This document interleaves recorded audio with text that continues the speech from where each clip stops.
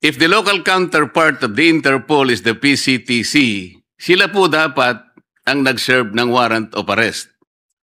At sila din sana ang nagbasa ng Miranda rights. Ang nangyari po, baligtad eh. Ang nag-serve po ng warrant of arrest is General Torre, siya pa yung nagbasa ng Miranda rights. So hindi po nasunod yung tuntunin mismo na binabanggit nila, Mr. President. Tama po. At nagtaka rin po kami kasi ang nakita natin, yung nandun, si General Torre, sabay nung sinasabing Special Envoy, Ambassador Lacanilaw. At siya bigla ang may hawak ng ICC warrant at siya rin ang sumama kay dating Presidente Duterte hanggang sa The Hague. Pinagtatakahan po dahil yung NCTC ay walang alam sa pag-a-appoint niya at pagbibigay ng otoridad sa kanya. So sa mga tweet po, maski na sa ating local jurisdiction, Mr. President, yung pong mga sabina o mga court order, lahat po ng order ng korte, ang sheriff po ang nagdadala. Nagpapatulong lang siya sa pulis kung kinakailangan, pero hindi po pwedeng mawala yung sheriff. Dito po sa pangyayaring ito, yung sheriff, dapat yung executive order, ay executive director ng PCTC, ang nag-serve ng warrant at siyang dapat na nagbasa ng Miranda warnings. Tama po? Tama po. Lahat linabag po mula sa konstitusyon hanggang sa international law hanggang sa sariling batas ng ating bansa. Wala po bang sinabi o ginawa ang DFA, Mr. President? Alam po nila na ito'y tahasan na paglabag sa karapatan ng isang mamamayan. Huwag na nating sabihin siya ay dating Pangulo, kahit na po hindi dating Pangulo. Lahat po ng mamamayang Pilipino ay saklaw ng karapatan na nasasaad sa ating saligang batas. Lalong-lalo na po yung sinasabi nating no person shall be deprived of life, liberty, and property without due process of law. Dito po, talagang walang due process eh. Nagsalita po ba o gumawa man lang ng aksyon ang DFA sa anumang kaparaanan para ito'y maipaalam natin doon sa grupo ng mga tao o opisina na gumawa ng bagay na ito laban sa dating Pangulong Rodrigo Duterte. Mas akmang halimbawa, Mr. President, Section 17 po ng ating Republic Act 9851. Ito po yung Philippine Act on Crimes Against International Humanitarian Law, Genocide, blah, blah, blah. Sa Section 17 po, Mr. President, sinasabi, the state, ang Pilipinas po, shall exercise jurisdiction over persons, whether military or civilian, suspected or accused of a crime defined and penalized in this Act, regardless of where the crime is committed, provided any one of the following conditions is met. Una, the accused is a Filipino citizen. The accused, regardless of citizenship or residence, is present in the Philippines, or the accused has committed the said crime against a Filipino citizen. Ito po yung bone of contention. In the interest of justice, the relevant Philippine authorities may dispense with investigation or prosecution of a crime punishable under this Act if another court or international tribunal is already conducting the investigation or undertaking the prosecution of such crime. Instead, the authorities may surrender or extradite suspected or accused persons in the Philippines to the appropriate international court, if any, or to another state pursuant to the applicable extradition laws and treaties. Mr. President, anong bahagi po nung binasa ko ang nag-apply kay former President Rodrigo Duterte? Sa pakiwari ko po, wala. Ngunit, ang pagkasabi ng dating DOJ Secretary Remulla na ito ang nagbibigay daan para sa pag-aresto, sa kidnap at sa extraordinary rendition ni President PRRD without any warrant of arrest or any order issued by a Philippine court. So in my opinion po, and clearly from the transcript of the investigation conducted by this body, then Secretary Remulla appeared to be of the stance that an administrative arrest can be done under the word surrender.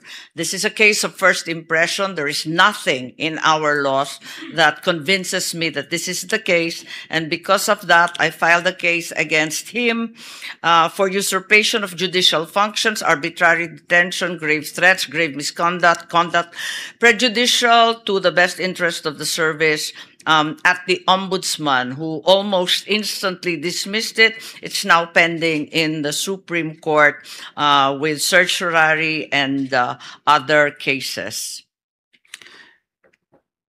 What is the participation, if any, Mr. President, of the Department of Foreign Affairs in the entire exercise? Because the discussion has been whether this is extradition or surrender, the primordial question would be whether there exists a bilateral extradition treaty between the foreign state and the Philippines, such that it allows a request for extradition. So what was the position taken by the DFA? Did the DFA lift its finger in the entire process, like advising an agency or a person or any office from undertaking the whole exercise, considering our jurisdiction?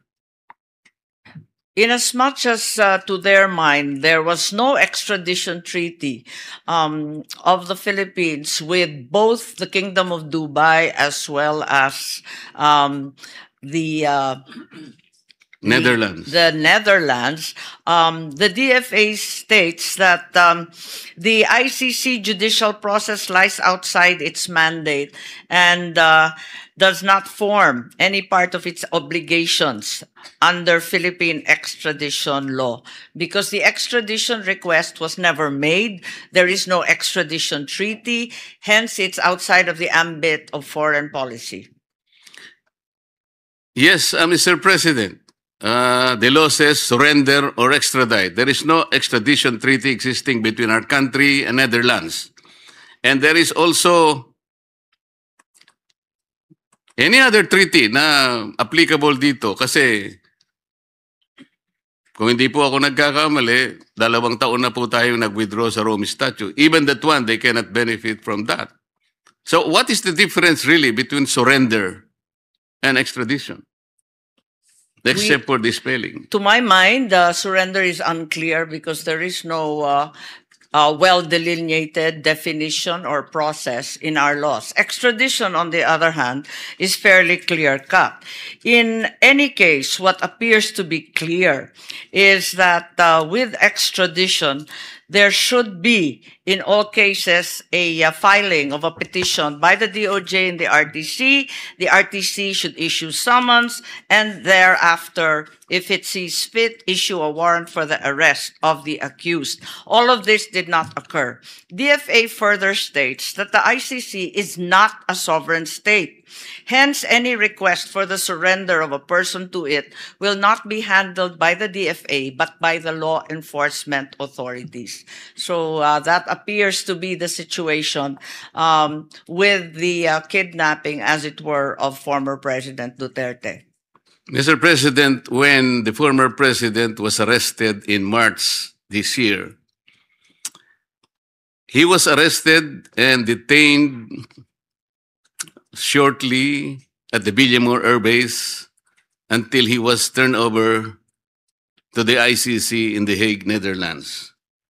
Yun po yung nangyari. Tama po? Yes, tama po. Ang sabi po ng ating pamahalaan, we simply cooperated with the Interpol, not with the ICC. Is that correct? Yun po ang dahilan nila, pero maliwanag na yung Interpol hindi na naman nagbigay ng anumang red alert. Ang pagkakaalam ko po, although hindi naman official po na inamin, yung ICC po ay nag-issue raw ng warrant of arrest against the former president. Tama, wala po, kundi simpleng diffusion notice lang po ang pinamigay. Na napakaliwanag dun sa diffusion notice na kinakailangan ng warrant of arrest na manggagaling sa mga authorized court. But Mr. President, may hawak nga po silang kopya ng warrant of arrest pero wala po sa papel, nandun lamang sa cellphone ni General Torre at the time. Tama. Yun din ang sinabi. Yun din ang salaysay ni General Torre na pinakita daw niya sa cellphone at lumipas ang ilang oras bago binigyan ng maayos at hard copy, ika nga.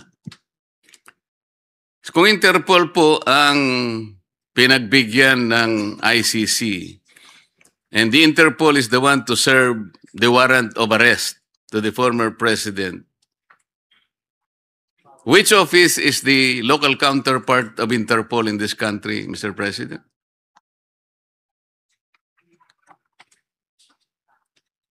Ang ICC warrant dapat hindi enforceable po dahil maliwanag nga na yung Interpol, unang-una, nasa konstitusyon nila dun sa Section 3 or Article 3 kung naaalala kong tama, hindi dapat manghimasok o makilahok kung ang kaso ay political. At maliwanag na politika ang pinag-uusapan dito.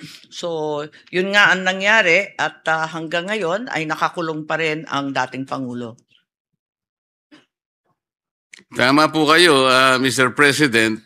Yung diffusion kasi, ang pagkakaalam ko, it is an informal international alert circulated through Interpol channels to request cooperation from member countries.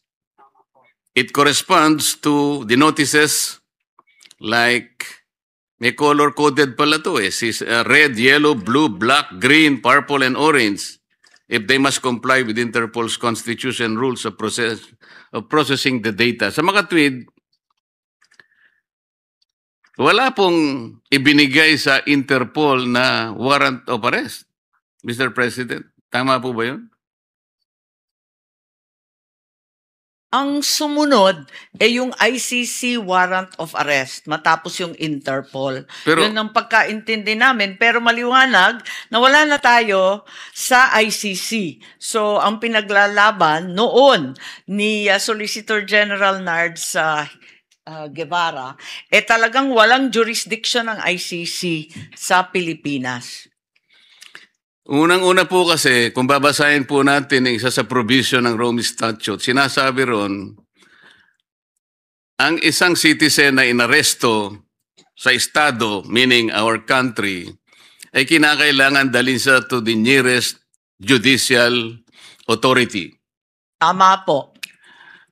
Ang pagkakaalam ko po, pag sinabing judicial authority, korte po yun.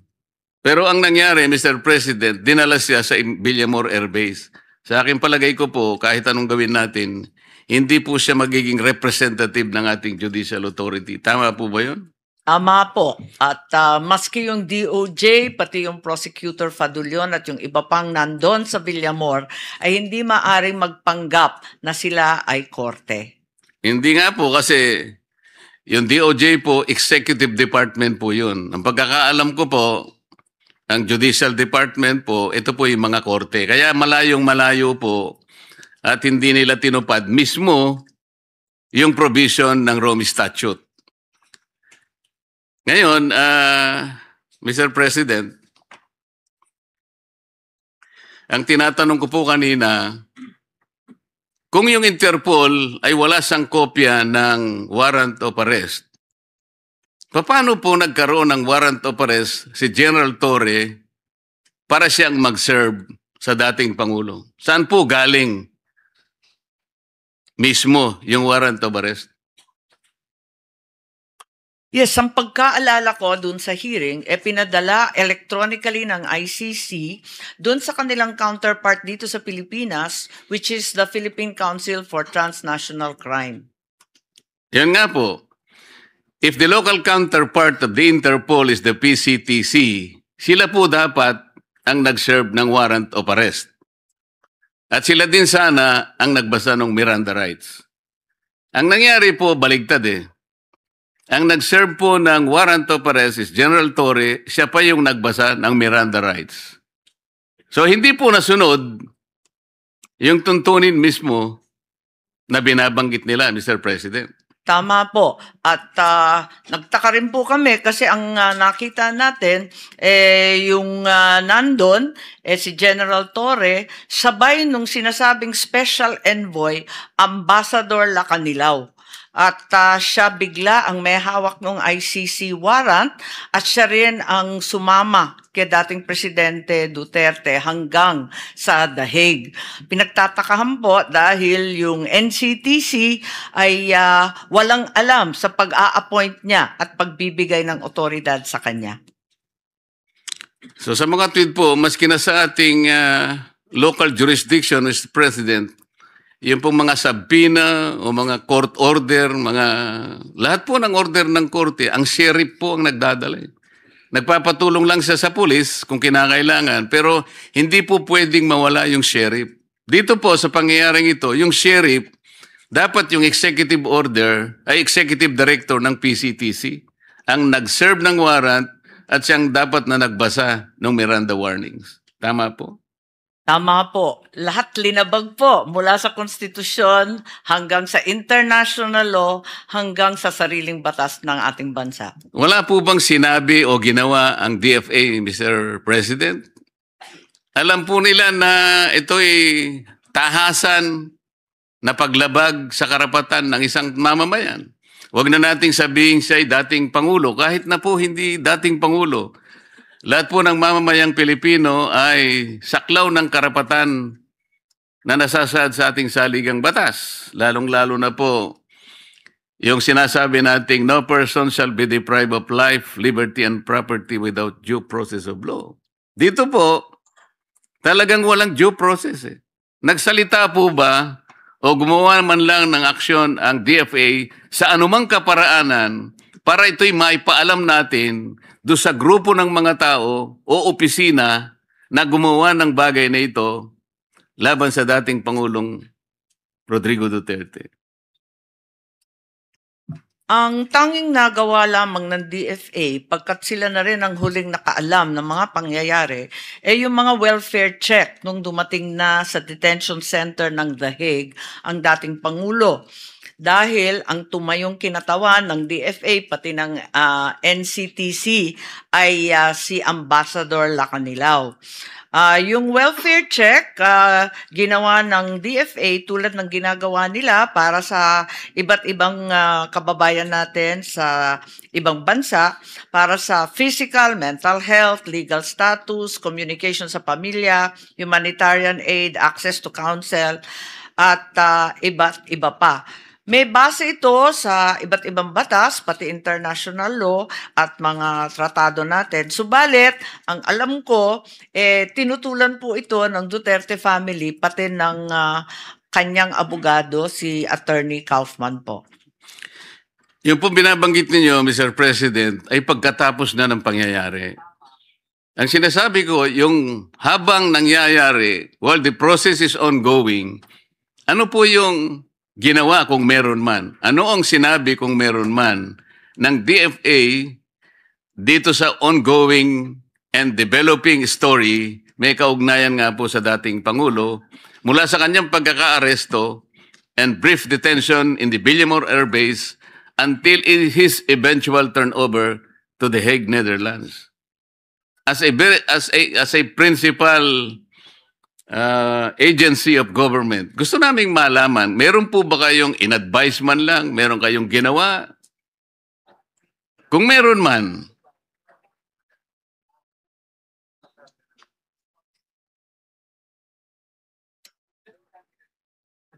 yes, sa pakikinig ko sa DFA, hindi nila nabalitaan itong mga pangyayari, kundi tulad natin, nakatutok lamang sa telebisyon at sa radyo hanggat tapos na ang lahat. At sila ay pumasok lamang nung nandun na sa The Hague. At eto nga, sinubukan nga bantayan ni Ambassador Malay doon sa The Hague, Malaya, para sa mga welfare check na gagawin. Tama po ba yung narinig ko, Mr. President? Hindi po nalalaman ng DFA ang nangyayari? Wala po Noong silang, araw na yun? wala daw silang alam. Tinanong ko, pati yung Dubai, hindi rin nila nalaman at yung tropa daw sa Dubai, hindi rin sinabihan. Ganon din sa paglapag sa The Hague. Kahit na po yung mga grade 1 pupils po, alam po nila yung nangyayari noong araw na yun. Bakit po ang DFA wala pong nalalaman sa nangyayari? Sa kaganapan? Totoo po bang wala kayong alam? O may nalalaman kayo, ayaw nyo lang makialam, natatakot kayo, nag-aatubili kayo, nag-aalala kayo? Kasi kung ganun po ang ating behavior, hindi po tayo nakagaganap nung tungkuling inaasahan sa atin ng ating mga mamamayan.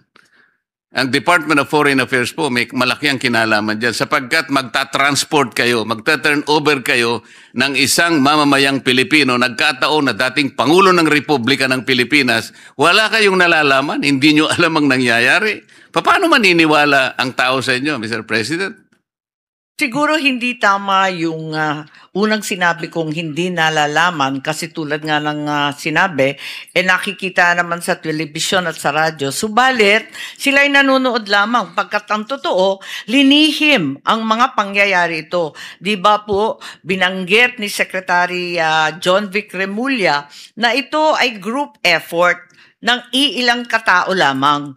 At sila-sila lang ang nag-uusap. Hindi naman na dinamay ang DFA, hindi naman sinabihan yung mga ibang dapat na nandun, yung National Transnational Council at Transnational Crime Council. Hindi naman sila sinabihan eh. Iilan lang talaga ang napiling nandun. Nakakatuwa pa nga dahil yung Villamor, kung tutuusin, talagang Air Force facility. Pero ang nag-take over yung PNP at naging caterer na lamang yung Air Force. Hindi rin daw nila alam. Sana ay magkaroon kayo ng magic, Mr. President. Mapaniwala ninyo ko doon sa ganong kababaw na pangangatwiran na talagang hindi nila alam. Palagay ko po, alam ninyo, ngunit nag-aatubili talaga kayo eh. Kahit na hindi po kayo officially informed, inintay po ba nyo yung merong magsabi sa inyo officially, kailangang makialam kayo rito. O ano bang posisyon nyo rito? Pagtulungan natin ito, para sa ganon ay maayos nating maproseso lahat ito nang walang masasabi ang mamamayan. Wala ba kayong ganong katungkulan na makialam kayo? Ano ba kayo, yung kailangan lang may mag-notify sa inyo kahit nakikita ninyo na maaaring may batas na masasagasa dyan, dadali ng isang tao sa ibang bansa. Meron ba siyang visa doon? Sino ba ang sasama sa kanya? Bakit ang sumama sa kanya ay tao ng SETC? This is the Special Envoy on Transnational Crime. Hindi siya yung PCTC. Bakit siya ang sumama sa dating Pangulo, hindi yung Executive Director ng PCTC? Hindi nyo ba alam yun? Opo. Alam din naman, nabalitaan na rin siguro ng DFA, subalit tumatalima sila dito sa kanilang mandato na tutulong lamang sila sa executive. Yung kasi ang nakasulat sa batas, sa Commonwealth Act 732, RA 708, 7157, na siyang nagbibigay buhay sa DFA. Advise and assist the President in planning, organizing, directing, integrating, evaluating foreign relations. Yun lang po. Sa pakiwari nila at sa pagkaalam nila, hindi sila sinabihan o pinasama dito sa group effort na sinasabi ni Secretary Remulla. Masyado namang napaka-parokyal po nung tinuntun po ninyong argumento, Mr. President. Mas mataas pa po ba sa Constitution po yung sinasabi ninyong pinanggagalingan yung legal basis? Ang sinasabi po sa Constitution, dapat magkaroon ng due process ang isang mamamayan, lalo na kung ang pinag-uusapan ay yung kanyang buhay, yung kanyang kalayaan, at ang kanyang mga tinatangkilik. Yun po yung fundamental provision. Dadalhin nyo ang isang mamamayan doon. Hindi po ninyo naisip na kasangkot kayo roon. Meron kayong responsibilidad para sa ganon ay madinig man lang kayo. Sapagkat meron kayong kaugnayan sa pangyayari at sa mangyayari do sa tao na kanyong dadalhin sa ibang bansa. Tama po? Yes, ang problema, Mr. President, Majority Leader, Senator Marcoleta, ang problema talaga yung mismong ahensya na siyang binigyan ng tuntunin na ipagtanggol ang due process at ang karapatang pantao ng bawat Pilipino ang siyang lumabag sa batas at sa ating konstitusyon. Sana yung DOJ ang gumawa po niyan. Hindi po yung DFA ang maari nating sisihit sa pagkakataong ito. Mr. President, gusto ko pong linawin na hindi ko po sinisisi ang DFA. Ang totoo niyan, ang gusto ko po sanang sabihin, kung halimbawa man lang ay pumagitna sila, kahit ano man lang ang nai-contribute nila, baka sakaling hindi ganun ang nangyari. Kasi kung ipapamahala mo sa DOJ, kagaya po ng nangyari, by hindsight, makikita ninyo, the one that headed the DOJ, now ombudsman, siya pa yung promotor ng Bend the Law. Kaya hindi na po ako nagtataka ganun na nangyari. Kaya ganito po yung aking sinasabi ngayon.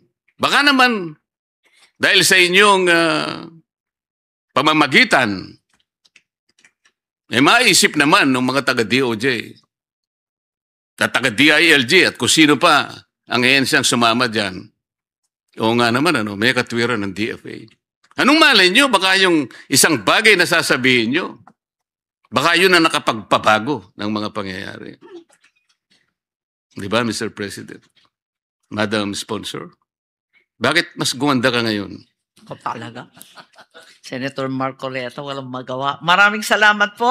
At yun din ang sabi ng DFA, pag-aaralan po nila ang abot kaya ng kanilang mandato at itutuloy-tuloy po ang welfare check kung hahayaan ng pamilya at abogado. O sige, nabanggit nyo rin lang yung welfare check na yan. Sino-sino ba yung nag-initiate ng welfare check? At bakit naman bigla nyong naisip? Yun ba ay dahil nga sa pagsisisi ninyo, hindi kayo nakapagsalita nung una at ngayon ay bumabawi kayo? Yung embassy staff, pangkaraniwang pumupunta sa konsulado, pumupunta at gumagawa ng consular welfare checks sa iba't ibang Pilipino na nakukulong sa ibang bansa. Yun nga, yung physical and mental health, tapos kung minsan, kung maaari, nagdadala sila ng psychiatrist, psychologist, doktor o nurse para makita, at abogado kung sakali wala silang abogado. Ang nakakapagtaka po ron, Mr. President, nung gumawa ng welfare check, kung talagang nangyari nga ang welfare check, yun po yung panahon na napabalita na sinisikap ng mga partido dun sa ICC kung ano yung kalagayang pangkalusugan ng dating Pangulo. May nagsasabi kasi na meron na siyang cognitive impairment, kung ano man yon. Bakit doon lang kayo nakapag-isip na kailangan palang puntahan? Sino-sino po ba ang mga personalidad that constituted that welfare check group? Ang sabi po ng DFA, pag dating mismo ni Presidente Duterte sa The Hague, pinuntahan na nila sa ICC Detention Facility. So pumunta sila 24 July, tapos bumalik ulit nung 9 September para siguraduhin na okay siya. Pero yun nga, ang balita, kinakailangan muna sabihan ng pamilya kasi akala nila talagang sinusugod sila pati yung abogado kinabahan. Kung July po yun, malayo po yun. Kasi Marso pong dinala ang dating Pangulo sa The Hague. Kung pumunta kayo July, matagal-tagal na po yun. Kaya sinasabi ko po, parang naugnay dun sa pangyayari na sisiyasatin ang Pangulo dahil nga hindi siya fit for trial dahil nga sa napabalitang problema sa kanyang kalusugan. Doon naman napabalita na nagkaroon ng welfare check. Para ang nangyari po ngayon, kaya nyo chinecheck ay para malaman kung fit siya na mag-undergo ng trial.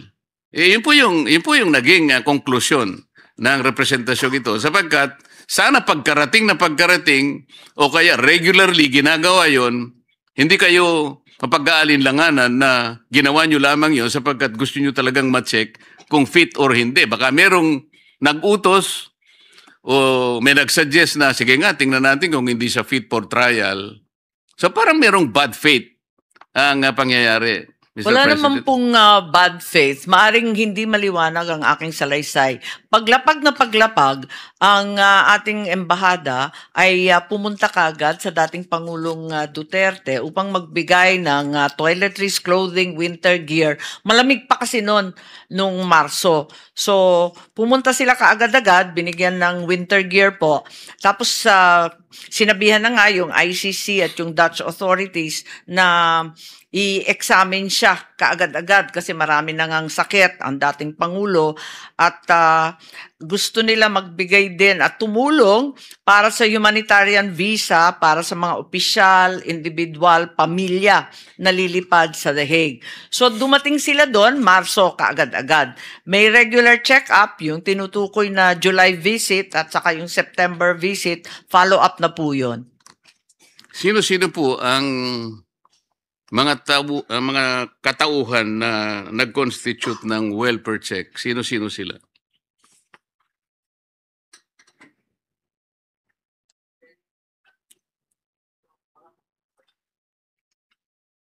Ang pumunta po yung First Secretary Osias, tapos yung Vice Consul pumunta at sila na rin ang bumisita sa pagkatapos.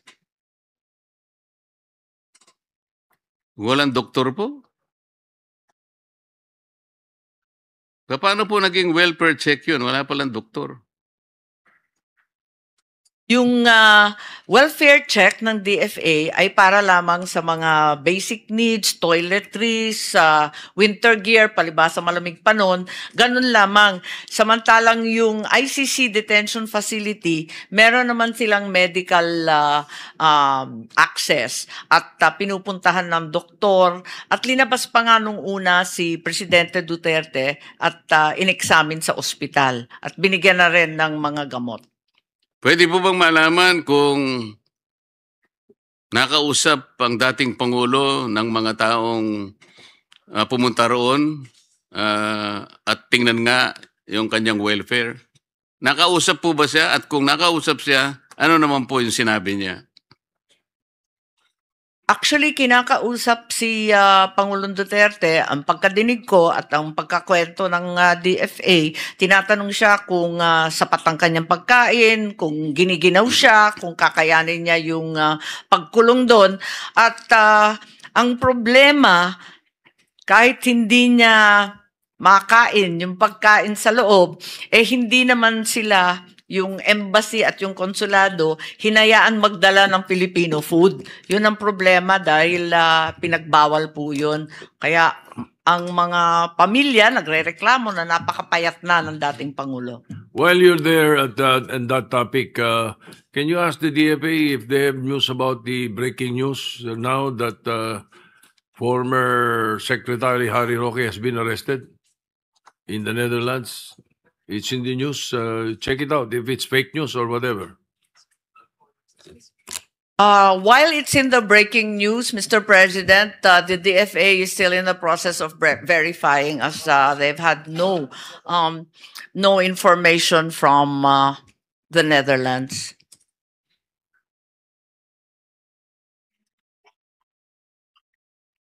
We will revert as soon as it is confirmed po. May I continue, Mr. President? Yes, please continue, Your Honor.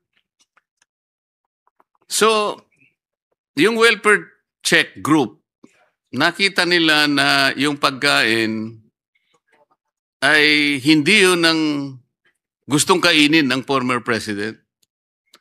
Pwede po yun kasi alam naman natin, mga Pilipino tayo, meron tayo talagang local food talaga na hanggat maaari ay kahit hindi palagi, kahit paminsan-minsan lang yun ang nakakain natin. Hindi po ba nyo na ipakiusap sa kung sino man ang dapat kausapin do sa kanyang kinapipiitan na payagan nyo naman kumain ng ganito? Siguro kung hindi nyo kayang lutuin kasi paksiw ang gusto niya, hindi nyo naman alam kung ano yung paksiw, pwede bang payagan nyo yung isa na magdadala niyan? Ba't hindi nyo po sinabi yun? Paano po naging welfare kung hindi nyo man lang naipakiusap? Pagkain po ito eh. Ito po ay magsusustain sa kalusugan ng Pangulo eh. Kapag ka po yung pagkain, katulad ko po eh, ayoko po ng mga pasta-pasta eh. Mga, ewan ko po eh, siguro pansit okay sa, pero yung pasta hindi ko kinakain. Ito po dapat ang ginawa ninyo eh, ipinakiusap ninyo eh. Kasi kung hindi niya makakain yun, ay talagang papayat yung tao. Tama po, Mr. President? Yes, Mr. President, yan na nga ang rinereklamo pati ng pamilya kasi pinagbabawalan ng matindi nung detention facility yung pagpasok ng anumang pagkain mula sa pamilya, sa mga OFW na sangkatutak na kalderon dinadala doon kung tutuusin at mismo yung mga embassy. Ang totoo, isang buwan bago makapag-schedule ng welfare visit pati ang pamilya at kapag na-late, talagang yung isang oras mo ay babawasan ng oras na na-late ka. Mismo tayo po, Senator Marcoleta, pinagpilitan natin, mabisita ang dating Pangulo, hindi tayo pinapapasok. Talagang napakahigpit po nila. Mabuti na sabi mo yan, Madam Sponsor. Ayoko na sanang banggitin yan. Totoo po yan eh. Ako po nakiusap sa ICC. Meron po silang formularyo. Ito po, naririnig ng DFA. Online po yun eh. Pagkatapos niyong ma-fill up ang request ninyo, you will be given 15 days within which to wait kung na-approve po ang inyong application or not. So pinagtiyagaan ko po yun, Mr. President. Optimistic as I am, kasi po yung nakakuha ko pong airfare ay kailangan umalis ako on the 14th. Iniisip ko naman na tamang-tama lang. At ako po, optimistic ako na pagbibigyan ako dahil sinabi ko lang naman po ron, kahit na ilang minuto lamang po, gusto ko lang makausap yung dating Pangulo because I wanted to personally thank him doon sa ginawa niya pong pagsuporta sa akin. Siguro naman po, hindi niyo ako masisisi na maging optimistic sapagkat kahit sino sigurong klase ng tao sa balat ng lupa, tatanggapin niya yung argumento na gusto mo lang magpasalamat ng personal. Sinabi ko naman po doon eh, I campaigned for the Senate at ito naman po ako ay hindi biro-birong endeavor.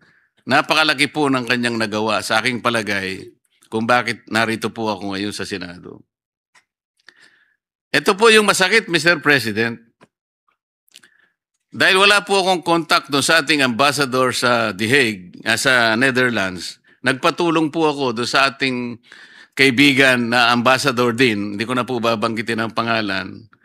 Tinext ko po siya, affirmative naman po kanya, o sige, paaabot ko yung ang iyong gustong ipaabot sa ating ambassador sa Netherlands. Sabi ko, paalis na ako. Hanggang sa ako po ay nakarating doon, nag-text po uli ako, nandito na ako. Sana matulungan man lang ako kasi hanggang ngayon, hindi ko po nare-receive po yung advice ng ICC kung makikita ko ang dating presidente o hindi.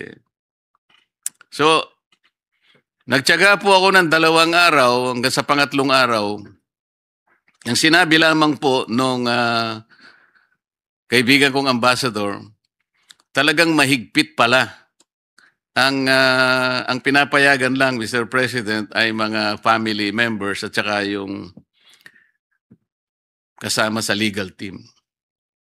Ang sabi ko po sa text message, Kaya nga po nandiyan kayo eh. Kaya nga pong tawag sa inyo, diplomat eh. Sa mga ganitong pagkakataon, we rely on your assistance. I am helpless. Nagpunta lang ako dito, hindi ako mamamasyal dito. I have only 4 days. Gusto ko lang siyang makita. Kung ayaw nila akong palapitin sa kanya o makausap ko siya, makawayan ko lamang siya. Hindi ba ako reasonabling request ito? Alam po ninyo, Mr. President, hindi man lang ako. Parang wala tayong ambassador sa Netherlands. Ganun po ba ang kalagayan ng isang Pilipino? Alam po nyo, ang pakiramdam ko nung araw na yon, at ngayon ay lalo kong nai-internalize po ang problema ng ating mga OFWs. Pagka nagkaroon sila ng problema na sila na lang haharap doon, inaasahan po nila, Mr. President, that somebody will assist them. Kasi nandun sila sa malayong lugar. Kahit po pala isang senador. Hindi man lang ako kinausap. Pwede naman niya akong kontakin. Kontakin niya yung ambassador na kinausap ko. Kahit hindi niya ako puntahan personally, makausap ko lang siya. Pero wala po akong narinig mula sa kanya. I did not feel that I am a citizen of our republic. Ganun po ba ang treatment ng isang ambassador, Mr. President? Hindi po at nakausap po ba ninyo si Ambassador Ed Malaya? Classmate rin po namin ni Secretary Tess Lazaro yun eh. Matulungin po yun. Ngunit ako, linapitan ko talaga siya. Nabigo pa rin ako. Wala siyang nagawa, sa totoo lang.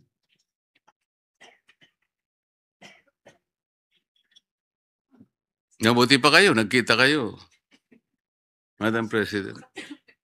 Ako po nakikiusap lang eh. Nandito ako. Aalis ako bukas, sana man lang, makawayan ko man lang. Meron ba siyang magagawa? Wala. Ni text po wala eh.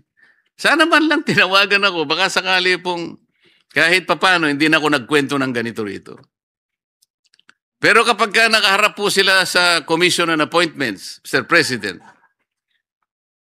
totoo po ito. Ilang beses ko pong nakaharap ang karamihan sa kanila. Habang sila'y nagpapakonfirm po. Talaga pong kulang na lang na... Yun po yung sentimiento eh. Kaya ko po kinukwento lahat ng ito. Mula po sa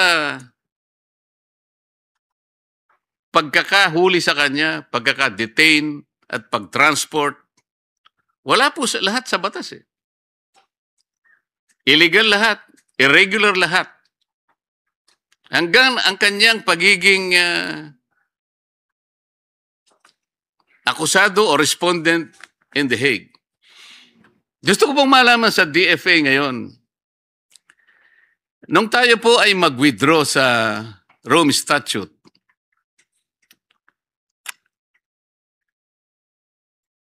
hindi po ba ang nangyari ay lumampas na yung prosecutor sa kanyang right to investigate? Kasi sinayang po niya yung 1-year period na ibinibigay ng Rome Statute para sa isang bansa na maghain ka ng asunto, kahit nag-withdraw pa siya, ay hindi kaagad binibigyan ng effectivity yung withdrawal, binibigyan kayo ng 1 taon. Tama po, hindi? Tama po. Nag-withdraw po tayo noong 2019 at hanggang 2020 madadala yung kaso sa ICC. Yun ang pagkaintindi ko po. So ini-invoke po nila yung Section 127 ng Rome Statute na kapag ka po yung krimen na naganap ay nasa period pa nung nandun ka at ikaw ay miyembro ka pa, party state ka, ay kasama pa rin yun. Ngunit nakalimutan po nila na nag-withdraw na tayo sa Rome Statute. At nung hilingin po ng prosecutor the right to investigate, lampas na po siya ng halos 2 taon mahigit. Tama po. 2021 na sila nagsimula mag-imbestiga. Bakit po alam ko naman po napakaraming abogado ng DFA. Bakit hindi po ninyo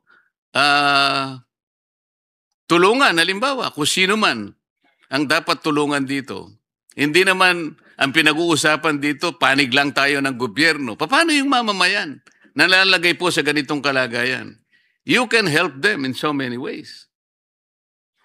Ano po ang ginawa ninyo? Kung maalala po ninyo, hindi yung DFA, kundi yung DOJ at mismo si Solgen Menardo Guevara ang siyang pumunta sa The Hague para ipagtanggol ang Pilipinas at sabihin na wala ng jurisdiction ang ICC sa atin pagkatlampas na nga yung 1 year na transition phase. Kaya eto nga, pinaglalaban hanggang ngayon ng mga abogado ni Presidente Duterte dati na walang jurisdiction ang ICC sa kanya at sa buong Pilipinas at ito ay natalo sa unang pagkakataon, ngunit on appeal siya ngayon. Pero ang posisyon po ng ating pamahalaan, Mr. President, ay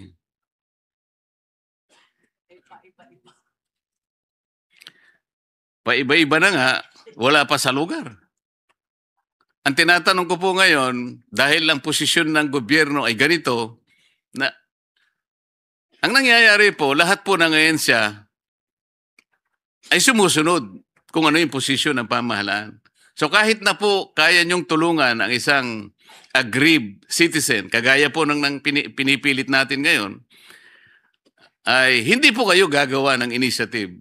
Lalo na kayo po ang mag-i-initiate ng mga argumento na papanig sa kanyang karapatan. Tama po ba yung assumption na yun, Mr. President?